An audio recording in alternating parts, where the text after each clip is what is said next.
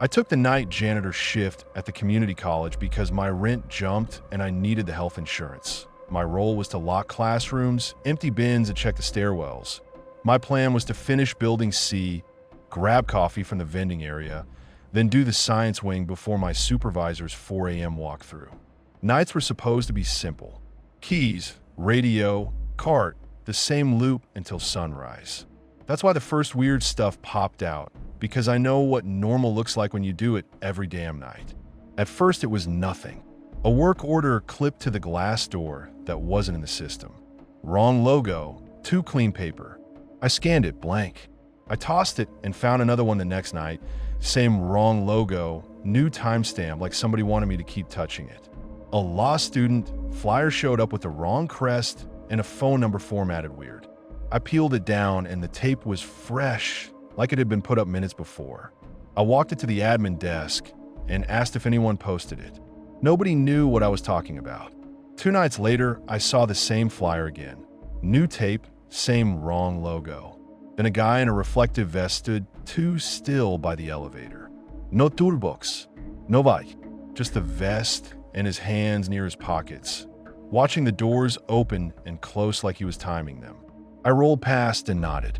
He didn't react, didn't ride the elevator. He waited for the ding, watched the doors, then drifted off into a corridor that dead ends at locked labs. When I checked that corridor later, the lab handle had fresh scuffs like someone tested it and walked away. I told myself it was campus life. People drift through. People sneak into sleep. People steal stuff. I didn't want to be the paranoid janitor. Then I started finding little tells that weren't accidents. A mop bucket moved 6 feet like someone needed me to notice it. A door I always left propped closed, now propped open, just a crack, just enough to show me darkness. I'd close it, check it, walk off, and later it would be cracked again. One night, the rubber doorstop I used was gone, and the door was balanced open on a folded scrap of paper, like someone wanted to show they'd study my habits. Behind our locked closet door, on the maintenance hook board, a fresh key tag appeared with no number, just a strip of tape that said cleaner. No key attached, no log entry. I flipped through the sign-out sheets. Nothing. I checked my key ring like I'd somehow grown a new tooth. I asked Ramon if he'd made a joke tag. He laughed, then got pissed when I kept pressing. We argued in the hallway, voices bouncing off empty classrooms. He said I was trying to make the shift exciting. I told him I wanted boring, and this wasn't boring. He told me to stop being a bitch about paper and tape. I told him if a stranger ever gets a real key, it's our asses. He walked away like I was the problem for noticing. The call started after that. Wellness check, dispatch said like it was normal. They'd show up because someone reported a student crying in the women's bathroom. Ide un lock. They'd stomp through. Nothing there. No student, no wet tissues, no locked stall. The officers would look at me like I'd staged it. I kept saying I didn't call. They kept saying the report came in anonymous, and one of them actually said, "Stop letting kids jerk you around," like fear was a hobby. It happened again and again. Always women's bathrooms, always different buildings, always timed when I was alone between wings. On the 4th one, an officer muttered that the caller kept pinging different buildings, like they were moving a spotlight. He said it like a joke, but his eyes tracked the corridors behind me. My supervisor, Doug, caught me double-checking doors and snapped. He dragged me into the supply room and told me not to start shit. He said the school didn't need drama. He said if cops keep showing up, admin starts sniffing around, and then everyone gets cut. I told him I wasn't calling anybody. He told me I was feeding it by acting jumpy. He also told me to stop calling campus police unless I saw blood. That was his exact line. Unless I saw blood.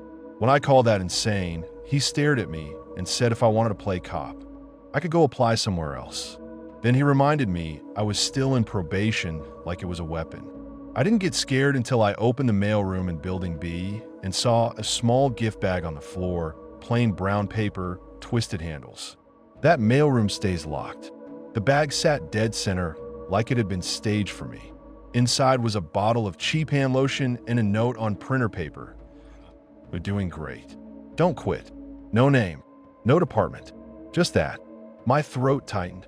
It wasn't a threat, and that made it worse.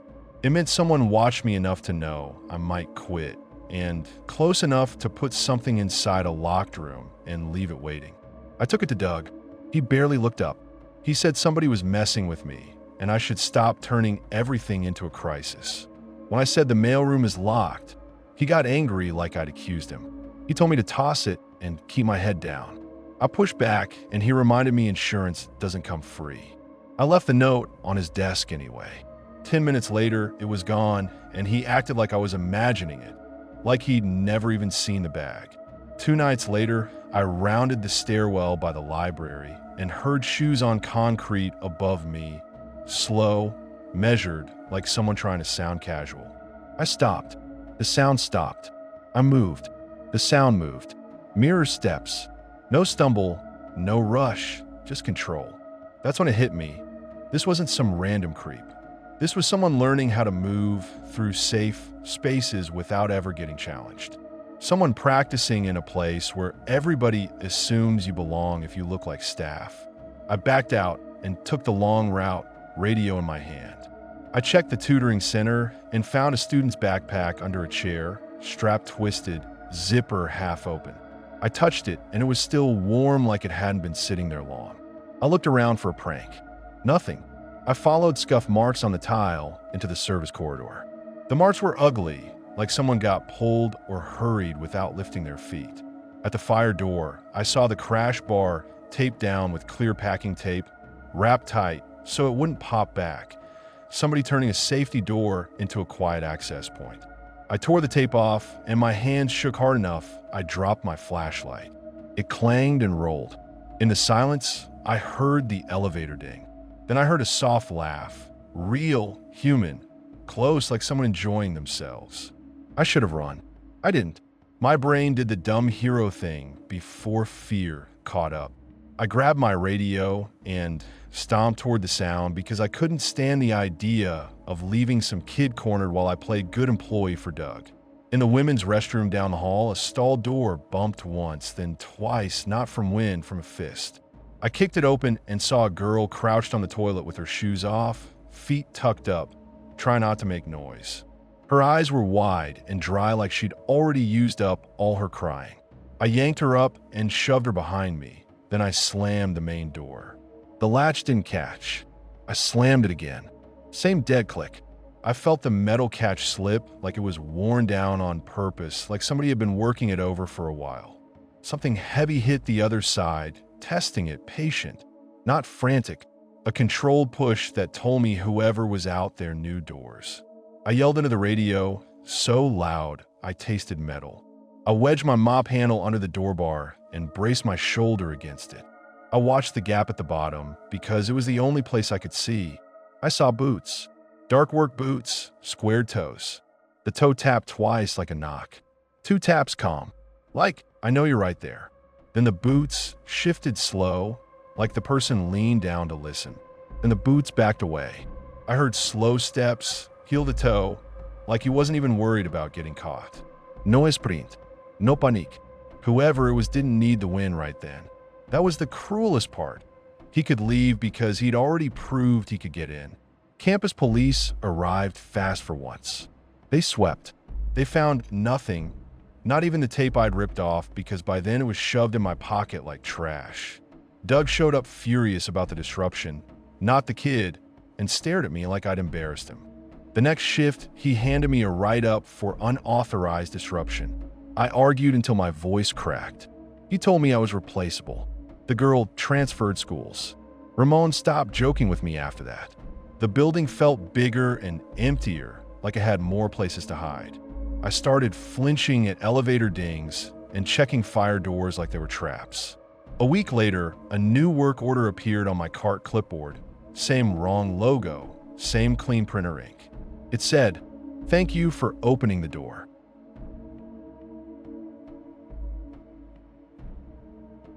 I took a community manager job at a co-working space because I was broke and the pay came with a free desk. My role was to onboard members, run events, and handle complaints. My plan was to stick it out 6 months, pad my resume, then bail to something normal. The place sold belonging like a product. They hugged too fast. They called everyone family. They shoved a private group chat in your face on day one and acted like it was optional while staring until you joined. If you didn't respond with the right emojis, you got a DM about showing up. They ran weekly wins meetings. Then they added clears. That was the word. Clears, like shame was dirt. People stood up and confessed what they were ashamed of. Debt, relapses, porn, anger, divorce.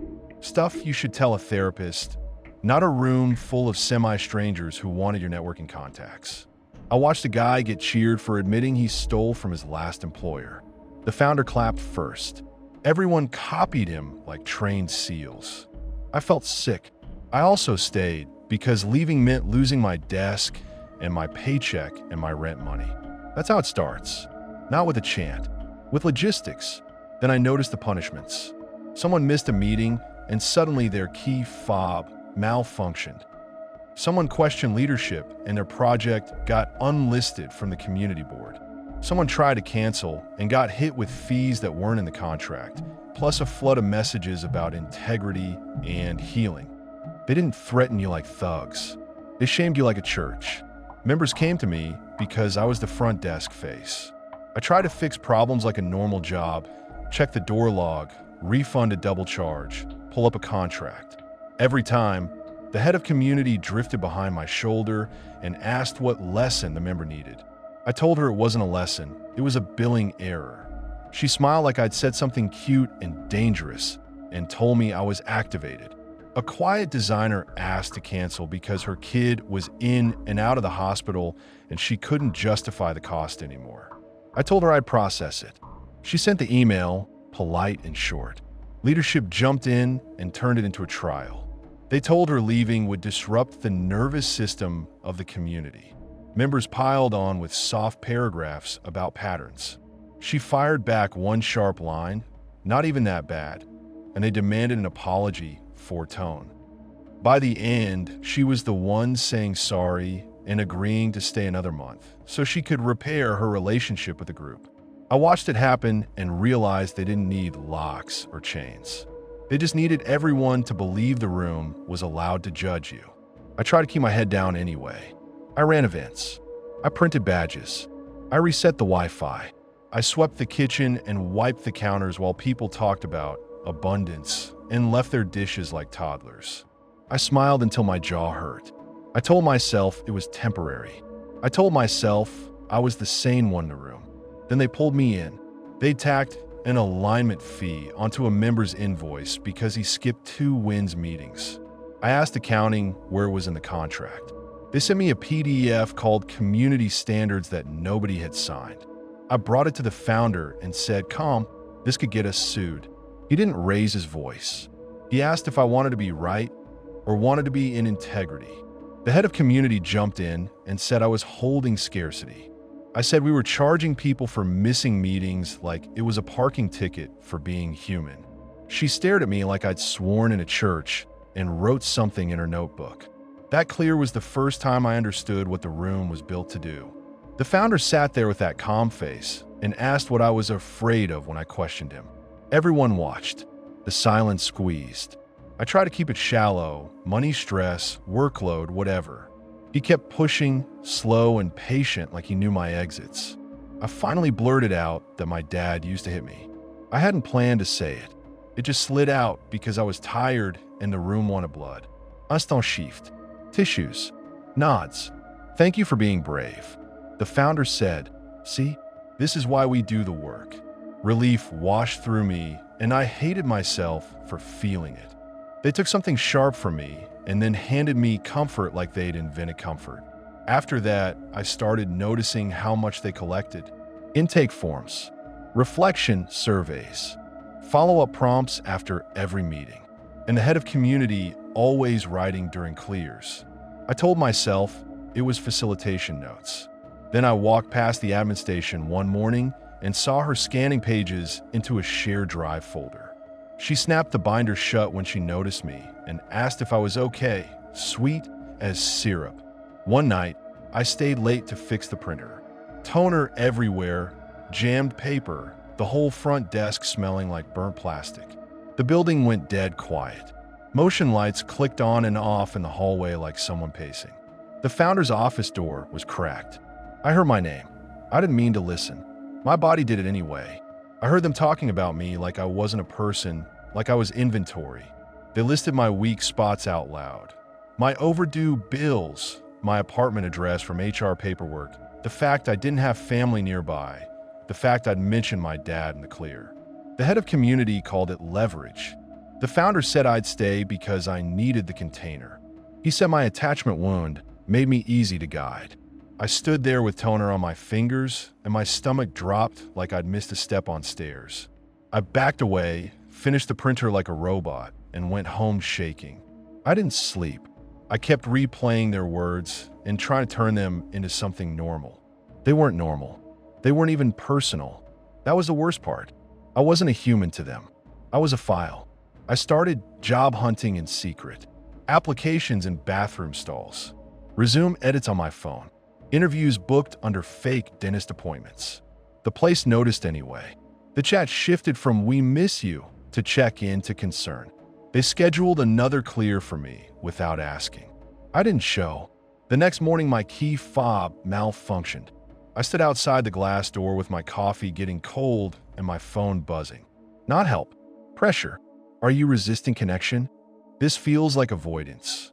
The head of community walked up behind me, tapped her fob, and let the door open. She didn't mention the malfunction. She said we should talk about resistance. I wanted to tell her to go fuck herself. I swallowed it because rent. When I finally tried to quit, the retaliation came clean and bright, like customer service. Emails about how sad they were. Requests for a final clear for closure. Then my landlord emailed asking if everything was okay because a concerned community member had warned her about dangerous behavior from my unit. No name, no details, just words designed to stick. Then interviews started going weird. One recruiter rescheduled and vanished. Another call went cold halfway through, and the interviewer asked if I'd had issues with conflict in community environments. They said they'd received a heads up from someone worried about workplace wellness. I tried to explain without sounding insane. I sounded insane anyway, because how do you say my boss runs a smiling blackmail factory and not sound like you need medication? I went back to the co-working space to get my laptop and found my desk stripped. Not stolen, sorted. Notebook stacked. Charger coiled. My family photo turned face down like a petty little funeral. The new front desk kid said they'd secure my belongings because we're a family. He looked proud. He had no idea he was helping them break me. I snapped and stormed to the founder's office. I didn't swing. I didn't scream.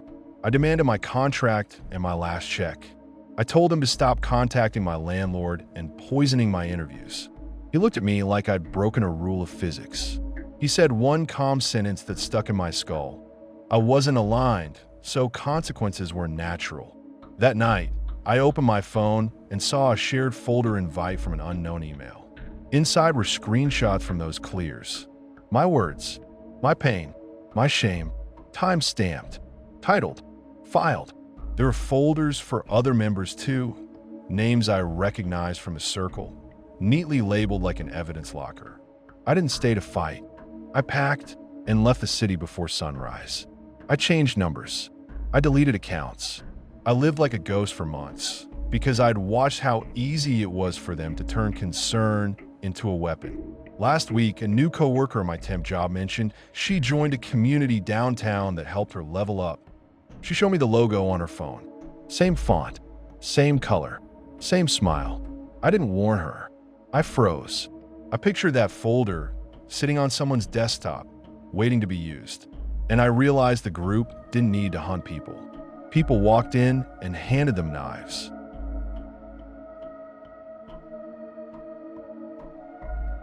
I let my friend crash on my couch because he'd lost his place and I couldn't watch him spiral. My role was basically unofficial caretaker.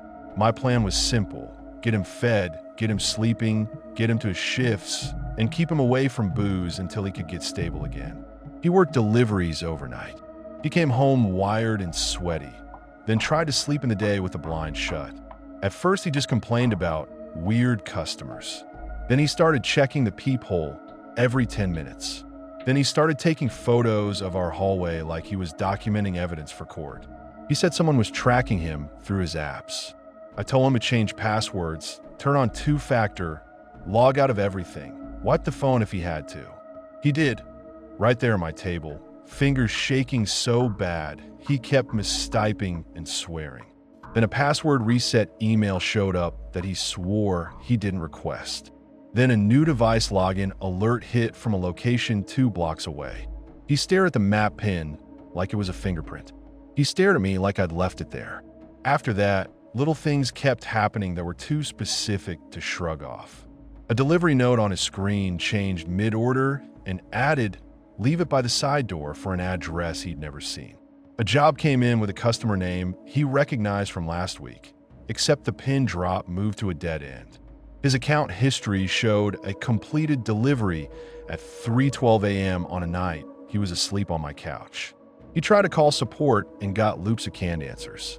Later, an unknown number left a voicemail that was just a breath and a click, like someone wanted him to know they could reach him without saying a word. Then his delivery app locked him out and asked for a quick identity check. Selfie, blink, turn your head. He did it, sweating. Then the app said verification failed, and his shifts vanished. He slammed the phone down and asked why the system wanted his face so bad. I said it was fraud prevention. He said it was collection. He stopped eating. He got mean. He accused me of leaking his schedule. I snapped back that I didn't even know his damn schedule. I just heard him come and go like a clock. He called me a liar. He started hovering behind me when I typed, staring at my screen like he could see the leak. I told him to back off. He told me to stop acting guilty. One afternoon, I caught him digging through my trash. He had both hands in the bag, pulling out receipts, flattening them on the counter like he was looking for prints. I yanked the bag away and told him to stop trashing my place. He said he had to know if I'd been signaling. I asked him what the fuck that even meant. He said I'd know if I was doing it. We got loud enough that my downstairs neighbor banged on the ceiling. He smiled at that bang like it proved we weren't alone, like the building itself was listening. He started treating the router like a snitch. He'd kill the Wi-Fi at night so they couldn't see us, then turn it back on and stare at the lights like they were breathing. He unplugged it once while I was on a work call, and I lost my shit. I told him he wasn't going to sabotage my life because he was scared. He said I was choosing my paycheck over his safety. I said I was choosing rent over his spiraling paranoia. That set him off. He threw his phone onto the couch so hard it bounced and cracked a corner. Then he held the cracked screen up to me like proof I'd forced his hand. He started taking my keys to check for copies. I caught him holding them up to the light like he expected to see a hidden serial number. I snatched them back and he flinched, then went cold like I just confirmed his theory. He started sleeping in 10-minute chunks. He'd shoot up on the couch, grab the mailbox key, run to the door, press his eye to the peephole, then pace and whisper to himself. He swore he heard footsteps stop outside our door and start again when he moved. I listened with my ear on the door until my neck cramped. Sometimes I heard the elevator. Sometimes I heard nothing. Either way, he took it as confirmation. One night, I woke up to tape ripping. He'd shove a towel under my front door and taped the edges because he said the gap leaked sound. I ripped it off because I didn't want to die in a fire. And I didn't want my landlord seeing that shit and deciding I was running some kind of operation. He got right in my face and hissed that I wanted them to hear us. I shoved it back. He stumbled, then laughed like I'd just given him something to report. I locked my bedroom door after that and lay there listening to him pad around in socks, checking the peephole, checking the windows, checking me. I called a crisis line once. They told me to remove anything sharp and speak calmly. That advice is fucking cute when you're not the one living with someone who's 3 bad hours away from doing something irreversible. I had my knives anyway. I moved my tools. I stopped leaving my wallet on the counter because he'd started checking my cards for new scratches, like someone could mark me through plastic. I started watching my own habits, which is how you know the fear spreads. One morning, I woke up to a loud bang and found him in the kitchen with his head bleeding, holding the apartment mailbox key like it was a weapon. He'd punched the wall because he was convinced someone had opened our mail slot. He kept saying he could smell new paper. I tried to get him to urgent care. He refused. He said hospitals were where they finish it. I threatened to call 911. He laughed, actually laughed, and told me I could, and they'd still write the story wrong. That line chilled me because it sounded rehearsed, like somebody fed it to him and he'd been waiting to use it. 2 days later, police did show up. Not because I called, because someone else called in a wellness check on him. They knew his name. They knew our address. They described his clothes accurately. They described me as a male roommate who might be preventing him from receiving care. The cops looked at me like I was the problem before they even stepped inside. I watched the story get built in real time, brick by brick, with my face under it. My friends started shouting about tracking and logins and his phone. I tried to keep it calm, tried to point at the alerts, tried to explain there were actual account hits from nearby. The cops didn't care about logins. They cared about volume. They cared about him standing too close. They cared about the towel tape residue on the door like it meant we were hiding something. They told him to sit. He stood. They put him in cuffs. He looked at me like I'd betrayed him. I said I didn't call. He shook his head like that was exactly what the guilty person would say. After they took him, I finally searched his phone the way I should have earlier. I found a folder of screenshots he'd taken, delivery routes, customer notes, login alerts, timestamps, addresses. Then I hit the thing that made my stomach drop. Photos of our building from across the street, taken at night, with our lit windows circled in red markup. Multiple nights, different angles. The metadata didn't match his device. Those photos weren't taken from his phone. They were sent to him. I opened the message thread. Unknown number. No speeches, no big threats, just pictures and a couple short lines. You see it and don't trust him. Like bait, like a hand pushing a guy already on the edge. So yeah, he was unraveling, but someone was also feeding it. I tried to show the cops. I tried to show the hospital social worker. Everyone nodded, wrote something down, and treated it like a symptom. They told me he was confused and I should focus on my own well-being. I heard the unspoken part. Stop making this harder. Stop dragging your roommate's paranoia into our paperwork. He got discharged a week later with meds and a pamphlet. He came home quiet, hollowed out, like they'd scraped him clean and left the shell. He didn't accuse me anymore. He didn't check the peephole. He just lay on my couch and stared like he was watching something on the ceiling.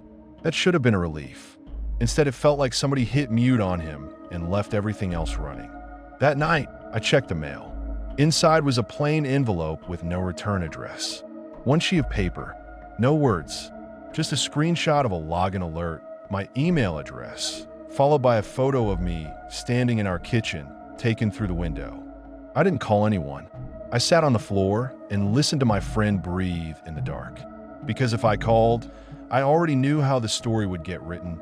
Unstable roommate, paranoid household, no credible threat. And if I stayed quiet, whoever was outside got exactly what they wanted anyway. Two people trapped inside a safe place, watching each other, rotting from the inside out.